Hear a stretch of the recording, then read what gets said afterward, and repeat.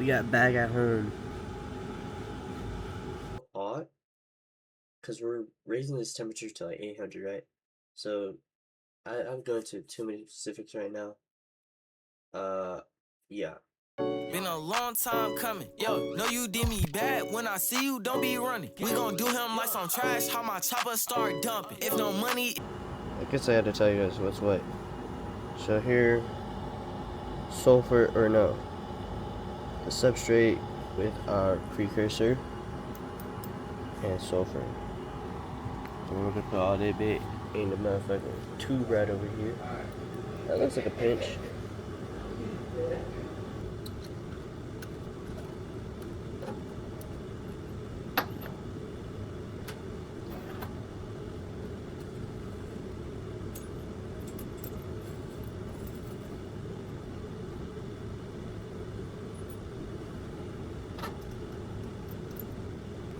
Alright, now we're gonna put everything inside.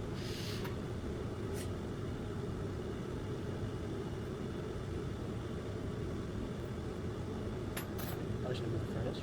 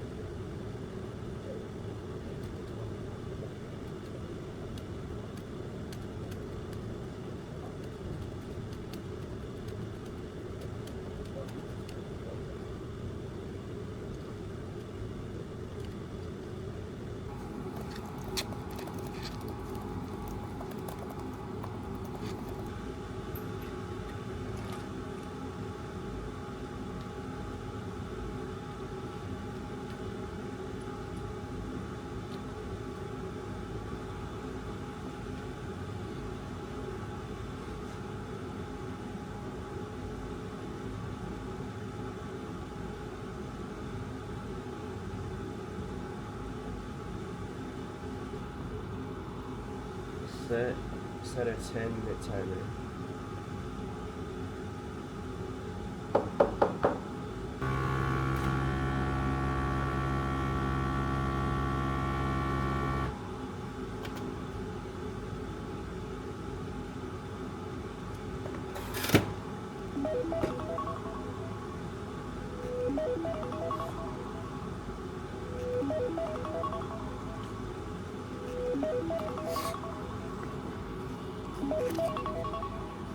Gotcha. Now we put the bit on for put the bitch in here for new argon.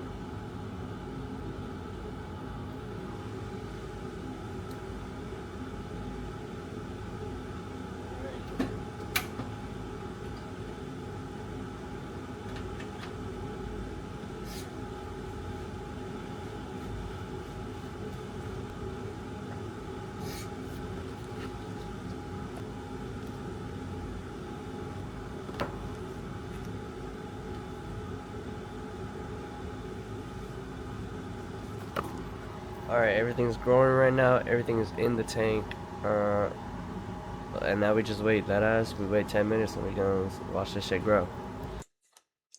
When making these growths, like the biggest thing I saw or noticed is like the size of them was like large. They were large. They're like 20, what does I say, 26.33 nanometers. That is decent for an MS2 domain. And like 21, it's getting smaller. 24, that's medium or medium probably. But when we get to these, the size drastically just enhances. The biggest one I had was 84. Let's put it rounded up, 85 nanometers. That is really good. Wait, that's like UM is now, right?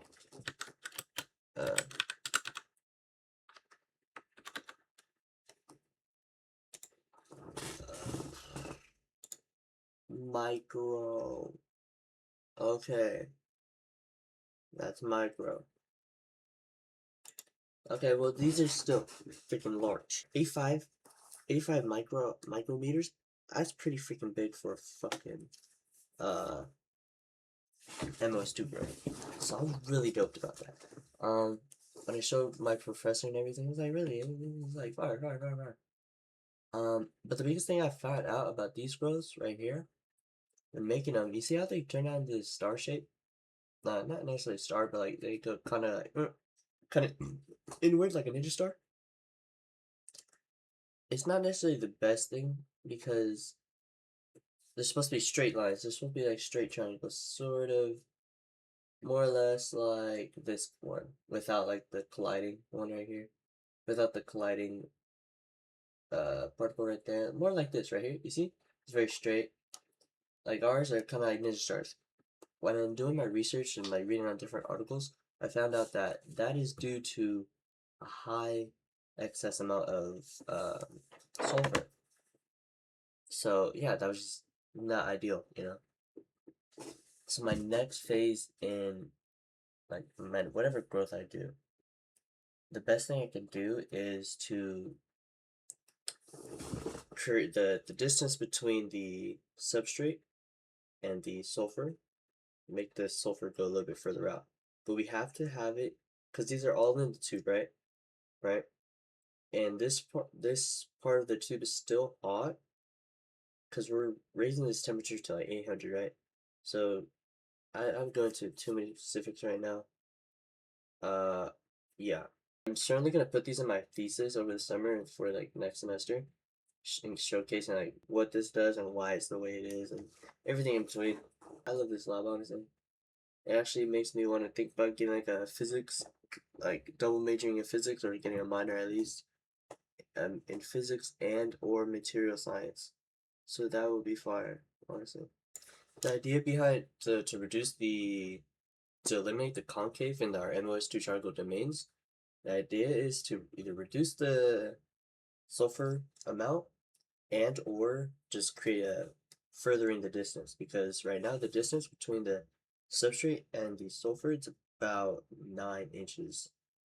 So increasing it to maybe 11 inches or reducing the sulfur amount already, I think will reduce or eliminate the concaving effect that we have in our MS2. So yeah, that's my next plan for my next growth. We'll see how that turns out next video. And yeah, later. Yeah, for the most part, that is it for this video. I don't have much else to show y'all, but yeah. Catch you on the next one. Damn, this shit bust. I feel like Cardi, she's a hoe, that's for sure. I'm not cuffing. Drop your low and I'm gon' put some